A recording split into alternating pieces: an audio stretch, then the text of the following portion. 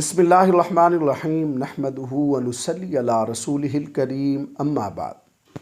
अस्सलामु अलैकुम वरहमतुल्लाहि व बरकातुहू। आज हम बात करेंगे कि ख्वाब के अंदर फ़जर या फ़जर का वक्त देखना कैसा है। अल्लामा इब्न सीरीन रहमतुल्लाह अलैह ने ख्वाब के अंदर फ़जर देखने की तकरीबन 5 मुख्तलिफ़ सूरतें बयान की हैं। हर सूरत की अलग अलग ताबीर बयान की है।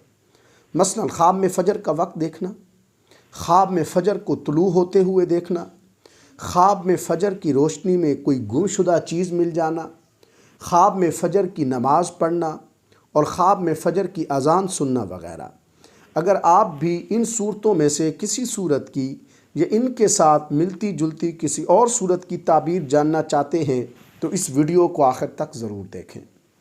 ख्वाब के अंदर फ़जर का वक्त देखना, ये ख्वाब साहिब ख्वाब के लिए हिदायत पाने और नूर के ज़हूर की अलामत है।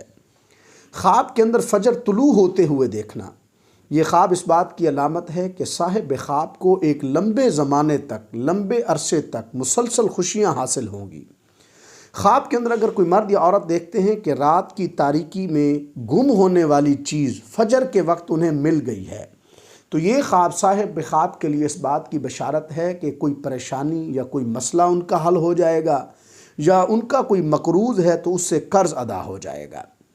ख्वाब के अंदर अगर कोई तलाक याफ्ता औरत तुलूए फ़जर देखती है तो ये ख्वाब उस तलाक याफ्ता औरत के लिए इस बात की बशारत है कि उसकी ज़िंदगी में एक नई और ख़ूबसूरत और खुशगवार शुरुआत होगी।